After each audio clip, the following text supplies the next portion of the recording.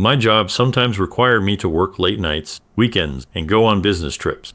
Stacy, my wife, didn't mind because it was part of my job.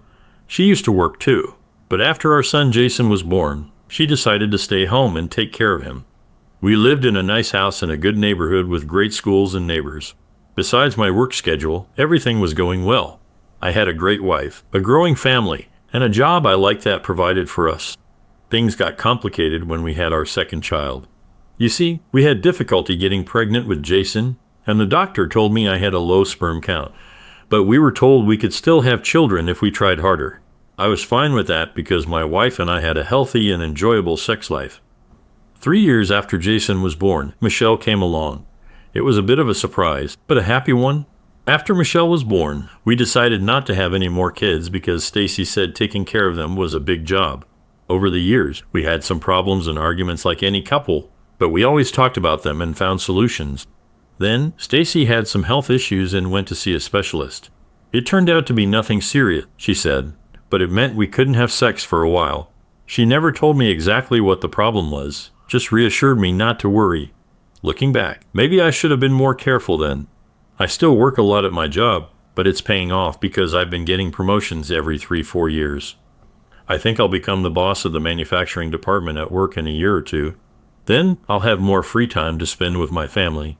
My son Jason is almost finished with high school, and my daughter Michelle is starting soon. They're both good at sports, and I like to think they got that from me. Jason is great at baseball, and Michelle loves soccer and softball. They do well in school and have lots of friends. Jason has had a few girlfriends, and now Michelle is old enough to start dating, which worries me. Stacy thinks about going back to work now that Jason will soon be off to college and Michelle can take care of herself. It seems like a good idea to me, as long as it doesn't mess up our family routine. Stacy found a part-time job as a salesperson at a big store. I manage a department store in the mall, so she gets an employee discount there. A few months after she started working, I was supposed to be in a long meeting with a supplier, but it got canceled suddenly. Since her workplace was close to my office, I decided to surprise her by visiting during my lunch break. I knew she worked in the jewelry department, so I went there. But when I got there, I couldn't find her. When the person at the counter asked if I needed help, I asked if Stacy was working today. She said, "No, she's not scheduled until tomorrow." I needed to make hotel reservations and other plans soon.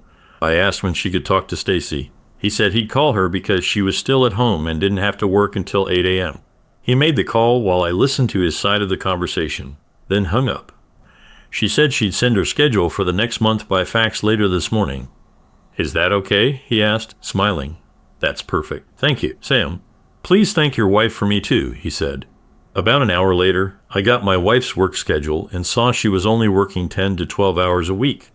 But she had told me she was working 18 to 25 hours. Why was she lying to me?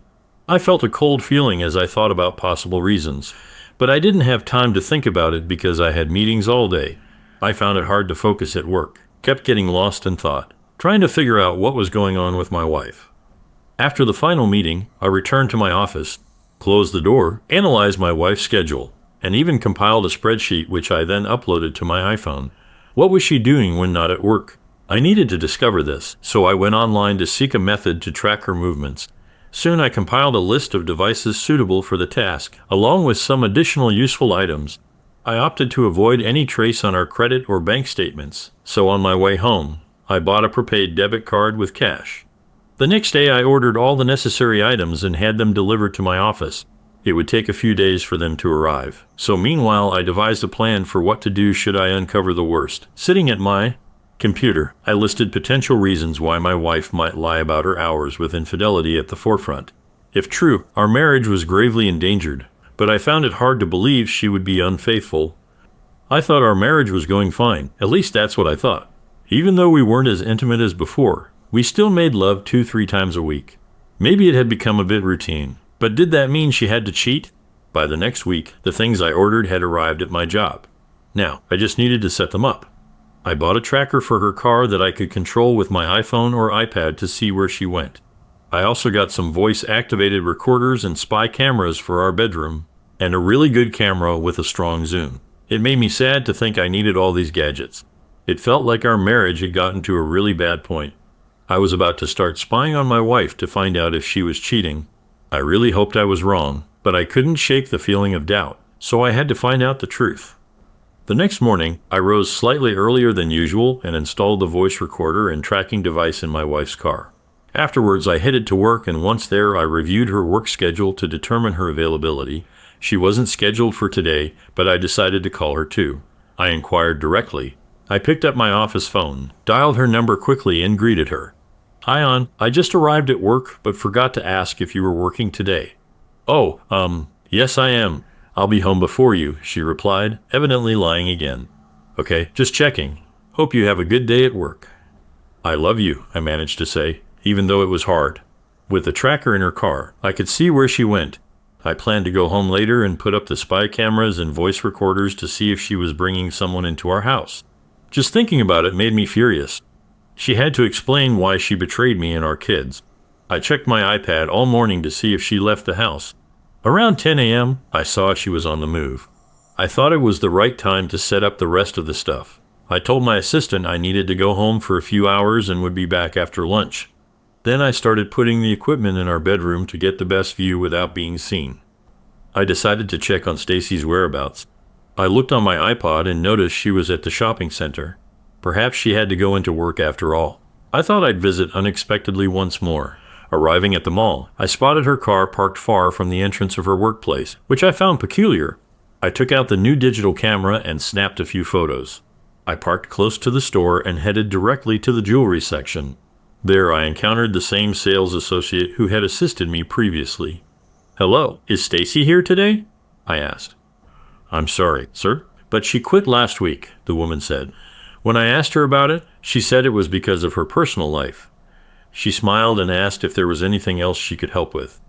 "No, thank you," I said, trying not to show my frustration. If Stacy had been there, I might have talked to her about it. I realized that this lying had been happening for a while, but I didn't know how long or who else was involved. I decided I had to find out the truth and talk to Stacy and whoever she was hiding. Instead of going back to the office, I stayed in the parking lot and found a spot where I could watch her car without her noticing me. The camera on my phone let me zoom in from far away, so I could watch quietly and take pictures if I needed to. It was almost 2 p.m. when another car parked next to hers. I saw her get out of the passenger side, lean over, talk for a bit, and then smile. That made me really angry. I took some pictures of her and the other car. I couldn't see who was driving, but I noticed the car had dealer plates. There were only a few car dealerships nearby, so I thought I might be able to find out which one it came from. By then, she had probably gone home. I sat there thinking about what I saw and decided to drive by a few dealerships to see if I could find the car. As I approached, I noted the signs and flags advertising significant discounts or new models. Although I wasn't searching for a new car, my focus was on finding the individual my wife was spending time with. I checked several dealerships but did not find the car. I refrained from exiting my vehicle as that could alert the person betraying me. Then I realized I had yet to obtain conclusive evidence of their affair. I knew I needed to catch them together, but that dilemma would have to wait. I was preparing for a 3-day business trip to meet a client the following week and needed to concentrate. I returned home at the usual time. Everything seemed normal. Reminding my wife of the trip, I fibbed again. "Sorry, honey, but they want us to stay for the whole week. I should be back by Saturday afternoon," I said, hoping it wouldn't be a problem for her. "No, that's okay," she smiled, but I started to wonder if she had plans with her other partner. I wanted to catch them and solve this problem for good. I went to bed and pretended to sleep while I thought about what to do. The next morning, I put the issue aside and focused on my work. The week went by quickly, and I was supposed to leave on Sunday afternoon. My son offered to drive me to the airport, but I could tell something was bothering him as we drove. He paused, then said, "Dad, I don't know how to tell you this, but I think you should know." Mom was having trouble getting the words out, so I assisted her. She confessed she was having an affair. "Yes, I know. Is that what you were trying to tell me?" He looked at me with a blend of surprise and sadness. "Are you going to divorce her?" "I haven't decided yet." "How did you learn she was involved with someone else a few weeks ago?" "My baseball practice was canceled because of rain, and I returned home several hours early. It was raining heavily when I got there, so they didn't see me come in, but I heard them. I went to the bedroom and saw them together. I was so shocked, I didn't know what to do, so I left and went to a friend's house. I came back a few hours later, and he was gone, and Mom seemed like she'd showered. Tears welled up in his eyes as he told me this. I felt like hurting her right then. Does Michelle know? I asked. He shook his head. No, I don't think so, and I won't tell her. You know how she gets when she's angry. Good, I said, because I want to save our family. Just act normal around Mom and Michelle. If you need to talk, call me. We got to the airport, and I hugged my son. Stay strong, okay? And take care of Michelle. Call me if you need anything. Then I met up with my coworkers. We checked in and got on our flight. The trip went well. We made a big deal with a new client after a few days of meetings. We were celebrating with lunch when Jason called me urgently. You need to come home now? His voice was filled with panic. What's wrong? What happened now? I was alarmed. It's Michelle. She discovered Mom's affair, and it wasn't pretty. You need to come home. Is she injured? What happened? He didn't elaborate, just urged me to come home quickly. I excused myself, explaining I had a family emergency and checked out of the hotel. Once at the airport, I caught the next flight home. It was only a 2-hour flight, but it felt much longer. Upon landing, Jason was there to meet me. Okay, what the hell happened? How did Michelle find out about your mom's affair? Jason looked at me similarly. She took matters into her own hands. Her softball practice was canceled and she came home early. She found them together in bed, just like I did. The difference is she grabbed her softball bat and attacked him. I looked at Jason in astonishment, but he was grinning broadly. He won't be able to walk for a while, and I really doubt he'll have sex again, she said, shocked. Michelle told me before the police took her. They were having sex when she walked in on them. She was just as surprised and angry as I was.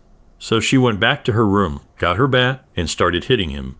After she thought she'd done enough, she called 911 and said there was a criminal attacking her mom and asked for the police and paramedics. I had just gotten home and could hear the man crying out in pain.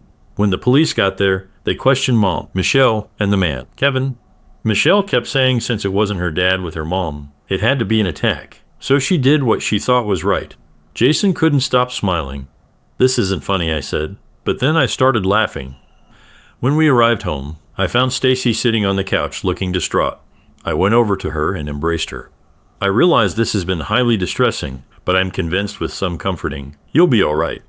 I exaggerated the assault part so she wouldn't suspect I was aware of the truth. She shivered. Oh God, then she started to weep. I turned to Jason. Where is Michelle now? She is still at the police station. I wasn't sure what action to take. I stood up, took out my phone and dialed our family attorney. I informed him of what occurred. I inquired if he could suggest a reliable lawyer for this case. He mentioned they had one at their firm and that he would join me at the police station within an hour. Then I pulled Jason aside to speak with him so Stacy couldn't listen. I don't want your mom to know that we are aware of her affair. As far as we are concerned, Michelle was pursuing a criminal. Okay, he smiled. Understood. You need to stay here and console her. I'm going to fetch Michelle and bring her home. I was at the police station talking with the desk officer and waiting for the attorney. Then he showed up, dressed very professionally in his suit and tie. We worked on getting Michelle released. It seemed like Kevin wanted to press charges against Michelle for assault. I asked if my wife planned to press charges against Kevin. They said no. I realized she was in a tough spot. If she didn't press charges, she'd have to admit to the affair, and Michelle might go to jail. But if she did press charges, Kevin might say they were having an affair, and Michelle could still end up in jail. I felt proud of Michelle for trying to protect her mom from what seemed like an attack, but also sad that she had to find out about the affair this way. Right then, I knew our marriage was finished. It took several hours, but Michelle was discharged to me with a commitment to appear in court within a few days. I embraced my daughter tightly as she wept. I'm sorry, Daddy, but I had to stop him, she sobbed. It's fine, baby. You did the right thing, and I'm so proud of you. I was crying now. Can we go home now? Absolutely, sweetie. Absolutely. As soon as we were home, Jason gave Michelle a large hug as she entered. How are you feeling? She sniffed. Better now that I'm home. I looked around the living room. Where is your mother? She went to rest. That's bad when you divorce her. Sorry. Can I live with you both? Jason and I looked at Michelle. Honey, who said I was going to divorce your mother? Well, I just assumed since she has been unfaithful. Both Jason and I looked at her. What? She said. I heard them talking before I confronted him, but... Then she added with a smile, and I don't think he'll be able to have sex anytime soon. Maybe not ever again. I couldn't help but chuckle. I need to talk to your mom first, so let's hold off on talking about divorce. Why don't you guys go to bed? It's been a long day for everyone. I went upstairs and found Stacy asleep on our bed, face down. I grabbed some clothes and went to sleep in the guest room. It was late, and I didn't see the point in waking her up to hear her side of the story. It took me a while, but I eventually fell asleep. The next morning, I woke up at about 10 a.m., feeling better, and went downstairs for some coffee. Jason and Michelle were at the kitchen table talking. They saw me coming and both got up to hug me. Jason said, "Dad, you look terrible. Are you all right?" I nodded. "Yeah, just really tired." "Is Mom awake?" They both shook their heads. Michelle said, "Not yet." "What will happen now? Will I have to go to jail?" "I'd rather be in jail than have to live with her." "Michelle, you don't mean that." "Look, whatever happens, your mother loves you, no matter what she has done to our marriage. I'll speak with her and find out what we can arrange." I'm not very hopeful, though. I had no expectations when suddenly Stacy appeared in the doorway. Please give me a chance," she cried. "I don't want to lose you or our family." "Can't we talk? Can't we try to sort things out?" I looked at her and the kids stared angrily at her. Stacy and I needed to have a discussion, but not in front of the children. So I handed Jason a few 20s and said, "Why don't you and Michelle go see a movie? Then grabbed some pizza afterward." "Okay." They both nodded as they left, but they remained silent toward Stacy, and she noticed. Once they were gone, Stacy sank into a chair. "They hate me. My own kids hate me." "Well, what did you think would happen? They found out you were with another man. So, what now?" "I heard Kevin wants to press charges against Michelle. If that happens, I'll make sure everyone knows about this mess in the news. You need to talk to your ex-boyfriend, and if he doesn't cooperate, tell him you'll press assault charges against him." "Got it?" She nodded and started crying again. "What about us, Chris? What about our marriage? I'll be speaking with a divorce attorney next week. You should do the same. As far as our marriage is concerned, it ended years ago. I'll take full custody of the kids because frankly Michelle might attack you with a baseball bat while you sleep. Do you really want to live in fear of your own kids? They don't love you as much after finding out about you and Kevin. Look, this is going to be messy, no matter how we deal with it. I know I'll regret saying this, but it might be smart for you to get a lawyer and figure out your options now," she said, starting to cry again. "Chris, I don't want a divorce. I want our family back. Please help me. You didn't just cheat on me, you cheated on our whole family. The kids don't want anything to do with you. You really messed up, Stacy, and I'm not sure if I want to keep our marriage going. Tell me what I need to do to keep our family together." "I'm so sorry," she cried harder. "A good start would be for both of us to talk to Kevin and convince him to drop the charges against Michelle. Then we need to talk about why you did this and see if we can save our marriage. I'm not making any promises. If you're willing to be honest, we might have a chance. I can talk to Kevin alone." "You don't need to come," she said quietly. "This involves our daughter, and as her father, I'm coming with you." She nodded, looking defeated. Soon we were driving to the hospital to talk to Kevin. I wasn't expecting it to be a pleasant conversation. When we got to his room, I saw both his legs were raised by ropes, his knees wrapped in bandages, and one arm was in a cast, probably from trying to defend himself from Michelle. I smiled to myself, thinking, I bet Stacy's already thinking about buying Michelle a car for her next birthday, even though she's still 2 years away from getting her driver's license. Kevin noticed us come in. He looked pretty out of it, probably from the pain medicine. "I hope that wears off soon. Hey, if it isn't the loving couple, come in and see what she did to me," he said calmly, sounding almost inebriated. "Please, Kevin, we just want to talk. It doesn't have to be ugly," Stacy said with a quiver in her voice. She was anxious, but I couldn't grasp the reason until he revealed. "I instructed you to terminate the pregnancy 14 years ago, but no, you insisted on having another baby, even if it wasn't as Kevin hissed." I turned to Stacy puzzled. "What is he talking about? What did he mean that Michelle isn't mine?" "Oh, he's just talking nonsense because of the drugs. Don't listen to anything he says," she said, trying to calm down. She was shaking visibly now. "Really? Well, then I guess a DNA test will prove without a doubt that she's my daughter. Maybe I should get one done for Jason too, just to make sure he's mine as well. What do you think, honey?" I was angrier than I'd ever been. Stacy ran out of the room crying. I just stood there, then turned back to Kevin, staring him down. "Okay, here's what you're going to do first. You withdraw the charges against Michelle second. Keep away from my family. As for Stacy, continue your affair, as she will not be my wife much longer. Understood, both of you can have all the freedom you want now. He began to weep. That action ensured I would never be free again. Yes, I'm buying her a car for her next birthday, I confronted him. Is she your daughter? He nodded, speechless. Then I asked, so you and my wife have been having this affair for the last 15 years? He nodded. It hurt my pride a lot, and I was glad she wasn't there or I might have hurt her. I sat down, lost in my thoughts, feeling foolish for not realizing sooner. Then I remembered her past health issues, the ones she never explained. With a terrible suspicion, I looked at Kevin. Was that health issue she had a few years back another pregnancy that was ended? I threatened to tell you that neither Michelle nor the poor old woman asked one were yours if she didn't abort, he confessed. I was devastated, and I buried my face in my hands and cried. After I pulled myself together, I left Kevin's room.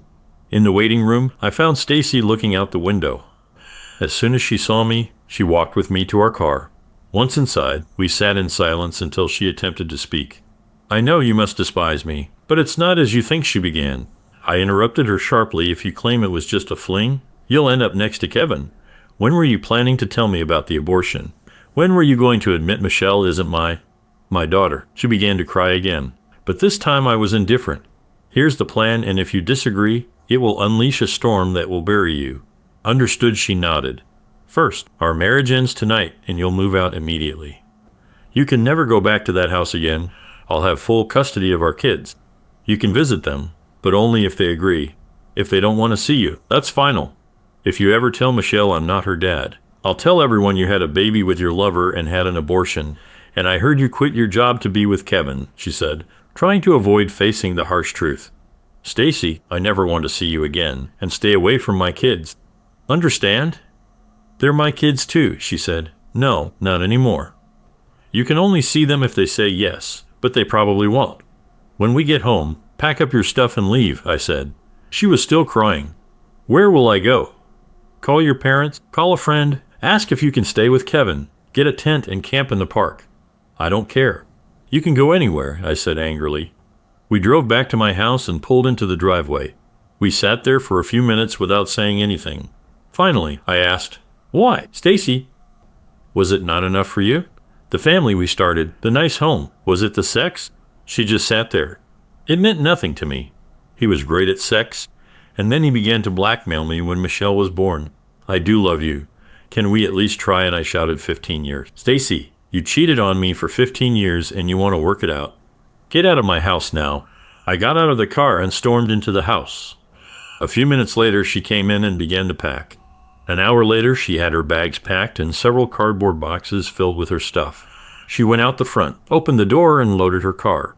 Then she came back in. I'll need to come back to get the rest of it. I'll be staying at my parents'. Can I call you and arrange a time to pick it up? I nodded. You ruined a good thing. Stacy, I hope you know that. She just looked at me, then left. About 2 hours later, the kids came back and looked around. Jason asked, where is Mom? She doesn't live here anymore, I told him. I'll have custody of you too, and she can visit if you agree to see her. Sorry, guys, but our marriage couldn't be saved, I said. Michelle came over and hugged me. Thanks, Dad. We love you, she said. Are you okay? Jason asked. No, but I will be with you two by my side, I said, holding them close. 8 years later, as time passed, Michelle, Jason, and I were able to move on from what Stacy did to our family. The kids didn't want anything to do with her and only let her visit for an hour or two every other weekend if they didn't have any games or other activities scheduled. They almost always had something planned for those weekends. I tried to mend things and get them to see her more, but as soon as Jason said she could go to hell, Michelle pretty much did the same thing, and it crushed Stacy. It was the first time in a long time I felt sorry for her. Kevin was released from the hospital and dropped all charges after I talked to him again. I warned him that if he pursued having Michelle charged with assault, I would have Stacy file rape charges against him. He now walks with a cane, and it's rumored he can't perform sexually anymore, even with Viagra. The last I heard, he had seen many specialists, which must have cost him a small fortune, but with no success. Too bad. At Michelle's request, we had a DNA test done, and it turned out she is my daughter. When we found out, we held each other and cried. We were both so relieved. Now my question is, was the child that Stacy had terminated mine as well? That thought will be with me until the day I die. Stacy lived with her parents for a couple of years and found a full-time job. Then later, she moved out of state and we lost touch. She does send the kids' birthday and Christmas cards, but the kids always send them back unopened. And Michelle went to college to become a nurse. Both are doing well in school and are dating. Jason has a steady girlfriend, but Michelle said she wants a guy just like me. I think she can find someone better than him. It took me several years before I felt ready to date again, but eventually I met a really nice woman and we see each other regularly. I'm not in a rush to get married again, and I probably won't. The pain is still there, but it gets a little easier each day. Thank goodness for my kids. Now, on to the second story. Should I stay or should I go? I found out that my husband had decided to reconnect with his friend within 3 months of our wedding. Let me tell you our story. We met when I was 44 and he was 51. We had both been through the ups and downs of previous marriages and faced many challenges in past relationships. Early in our dating journey, as we explored our personal in the past, we exchanged stories of errors, sorrows, and the anguish of being betrayed, a common experience for both of us on multiple occasions. We started this journey hoping to find simplicity, truth, and transparency, avoiding drama and needless complexity. Personally, I avoid playing mind games and testing in relationships. What you see is what you get with me. I believe in treating others as I wish to be treated. Despite admitting to my imperfections as a chaotic individual and sometimes being difficult, I take pride in my straightforwardness. Over 5 years, we never engaged in a serious argument. We had minor disagreements, but never anything involving severe words or real anger. Our relationship was marked by fun, friendship, and the enthusiasm of lovers. I managed all household chores, cooking, cleaning, and shopping because I enjoy taking care of my loved ones. He, on the other hand, took care of most of the household expenses. Even though I didn't really want to, he kept pushing for us to get married. Even when I said no, he was really insistent. Our intimate life was good and satisfying, at least I thought so, but as our first year of marriage went on, he started to distance himself from me. He didn't want to spend quality time together anymore. He became more distant, and sometimes he was grumpy or even rude. I didn't understand why he was so obsessed with his phone. He was more interested in it than in our first anniversary dinner. He hardly looked up from it. Then, I accidentally found some really bad stuff on his phone. He had asked her for a photo, and she had sent one of herself bending over at her desk, pulling her pants down to her knees like a dog going to the bathroom. He reacted strongly, saying crude things about how much he liked being intimate with her. They had been involved casually for 20 years, even when she was married, and she's still married to the same man. A few months after our anniversary, my husband apparently reached out to her under the guise of a seemingly harmless business inquiry, which soon escalated into exchanging explicit photos. This led to a 6-month affair, which I was oblivious to until I uncovered their clandestine relationship. The affair ended only because I caught them in the act. Their plans had included trips together, making videos and participating in various endeavors. He openly admired her physical traits despite her having what he referred to as a flat backside and droopy breasts with no eyebrows and dull eyes. While I do not wish to boast, he has described her as unattractive. Despite me being 7 years his senior, I keep up a figure that features a full bust and curvaceous backside. Regrettably, he has never shown the same enthusiasm for photos of me. Efforts to inject creativity and spontaneity into our personal life have encountered awkwardness and unease.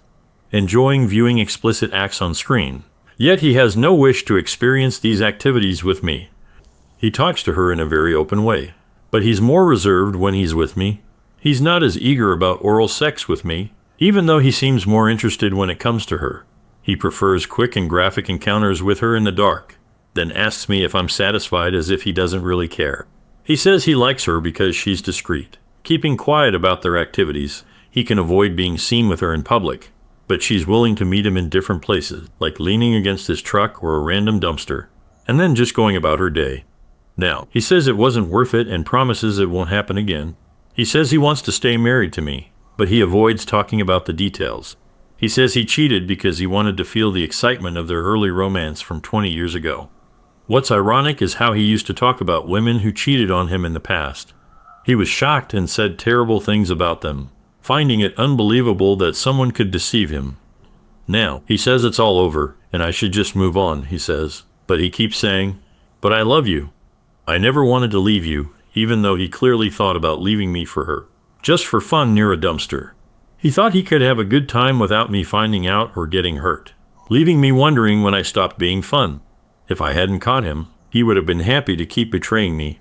I feel disgusted and hate myself, even though I still love him deeply. I feel numb and wish I could find a way out, but I don't want to hurt myself.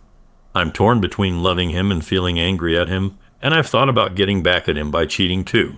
But I don't really want to stoop to that level. I know I need help from a therapist, but I can't afford it because I don't have enough money. Second story, been back and forth with cheating ex-30F for months. Why can't I 27 leave? In June 2023, I went to visit my family after not seeing them for 3 years because of the pandemic and work. Unfortunately, my girlfriend couldn't come with me to the US because her passport wasn't strong enough to get a visa. I trusted her, so she went on vacation while I was away. 6 months later, in January 2024, I found out she cheated on me during her vacation and had been flirting with other men since then. I was devastated and asked her to leave the house. But it wasn't easy to let go. We stayed in touch, continued seeing each other, and even tried to work on our relationship in March. However, things turned violent during a big fight. Now, in April, we've both admitted that we still love each other despite everything that's happened. Her story of why she cheated was because she felt alone in the relationship. That because she felt I wasn't there emotionally, neglected her, made comments about how she kept the house dirty, but mostly just not communicating in a positive manner. Looking back, yes, I could have definitely been a better boyfriend, and since April of this year, I have vowed to honor that. Now, just a couple nights ago, she goes through my phone and sees that I'm still clinging on to 2 girls that I have been in contact. Nothing but respectful conversations, and I was already nearly ending things there.